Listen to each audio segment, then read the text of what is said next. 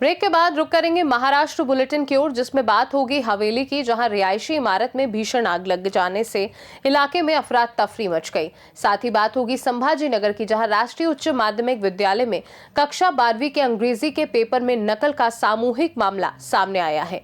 ऐसी तमाम खबरों पर विस्तार से डालेंगे नजर। पुणे के बीटी कावड़े रोड स्थित एक रिहायशी इमारत में गुरुवार को अचानक भीषण आग लग गई, जिससे इलाके में अफरा तफरी मच गई। इमारत से उठते धुएं को देखकर स्थानीय लोगों ने तुरंत दमकल विभाग को सूचना दी, जिसके बाद कई दमकल गाड़ियां मौके पर पहुंची और आग पर काबू पाने का अभियान शुरू किया। आग एक फ्लैट में लगी थी और धुआं ऊपरी मंजिलों तक फैल गया। दमकल कर्मियों ने फंसे लोगों को सुरक्षित बाहर निकाला और आसपास की इमारतों के निवासियों को भी सुरक्षित स्थान पर शिफ्ट किया। पुलिस ने इलाके में सुरक्षा कड़ी कर दी है। अधिकारियों के अनुसार आग पर नियंत्रण की कोशिश जारी है, जबकि आग लगने के कारणों की जांच की जा रही है। राहत की बात यह है कि अब तक किसी के हताहत होने की सूचना नहीं है। प्रशासन ने लोगों से अफवाहों पर ध्यान न देने और अग्नि सुरक्षा उपकरणों की नियमित जाँच सुनिश्चित करने की अपील की है। हवेली से सीनू संवाददाता यश सोलंकी की रिपोर्ट। कन्नड़ तहसील के जैतापुर स्थित राष्ट्रीय उच्च माध्यमिक विद्यालय में मंगलवार को कक्षा 12वीं के अंग्रेजी पेपर में विद्यार्थियों द्वारा सामूहिक नकल का गंभीर मामला सामने आया है। जांच में पता चला कि कुछ शिक्षक भी विद्यार्थियों की नकल में मदद कर रहे थे और ये पूरी घटना विद्यालय के सीसीटीवी कैमरे में कैद हो गई।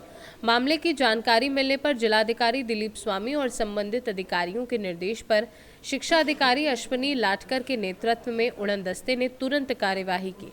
कुल 19 पर्यवेक्षक और केंद्राध्यक्ष के खिलाफ कार्यवाही की गई, जबकि परीक्षा केंद्र के पूरे स्टाफ को बदल दिया गया। निलंबन और अनुशासनात्मक कार्यवाही के प्रस्ताव तैयार किए गए हैं।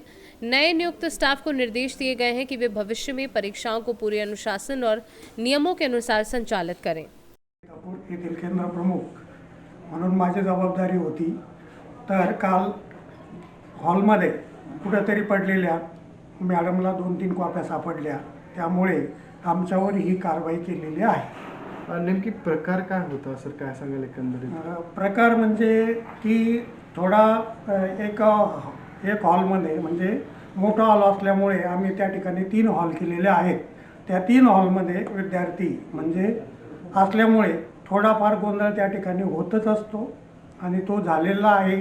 हे थोडं त्या सिटी कॅमेऱ्यामध्ये म्हणजे एकंदरीत त्याच्यामध्ये ते दिसून आलेलं आहे आणि त्यामुळे ती कारवाई आमच्यावर मॅडमने केलेली आहे। जर तुम्ही सीसीटीव्ही कॅमेरा बघितला असेल किंवा मग त्याच्यामध्ये जे फुटेज बघितले असेल, तर त्यामध्ये सरसपणे दिसून येत आहे की मुलं मास कॉफी हे करताना दिसत आहे। यावरती काय सांगाल? म्हणजे मास कॉपी तर झालेली नाही, पण 2 हॉलमध्ये त्यांना खाली पडलेल्या कॉप्या सापडलेल्या आहेत आणि त्या त्यांनी उचलून त्या घेऊन गेलेल्या आहेत। म्हणजे एकंदरीत तुम्ही काय सांगाल याच्यामध्ये? कुठंतरी तुम्हाला हे करण्याचा प्रयत्न होत आहे?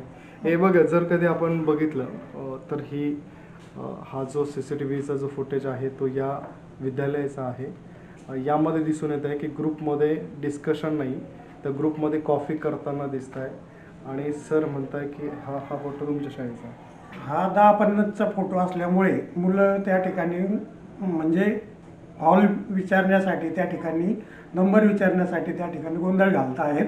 म्हणजे सरांचं असं म्हणणं आहे की हा जो फुटेज आहे हा 10-50चा आहे। हो, म्हणजे एकंदरीत असं म्हणता येईल आपल्याला की तो पेपर चालू होण्या अगोदरचा आहे आणि नंतर सुद्धा, म्हणजे एका हॉल म्हणजे मोठा हॉल असल्यामुळे या ठिकाणी बैठक व्यवस्था, म्हणजे त्या मोठ्या हॉलमध्ये आम्ही 3 रूमची बैठक व्यवस्था केलेली होती, त्यामुळे थोडा गोंधळ त्या ठिकाणी झालेला आहे। पण एका रूम मध्ये 3 रूम का केलं भाऊ असं? म्हणजे मोठा हॉल आहे, हॉलमध्ये एका हॉलमध्ये हॉल मोठा असल्यामुळे आमच्याकडे बैठक रूम व्यवस्था रूम उपलब्ध नसल्यामुळे आम्ही त्यामध्ये 3 बैठक व्यवस्था तुमच्या संभाजीनगर से सीनू संवाददाता शिवाजी नवले की रिपोर्ट। महाराष्ट्र बुलेटिन में फिलहाल के लिए इतना ही। बने रहिए सी न्यूज़ भारत के साथ, हर खबर आपके साथ, आपके हाथ।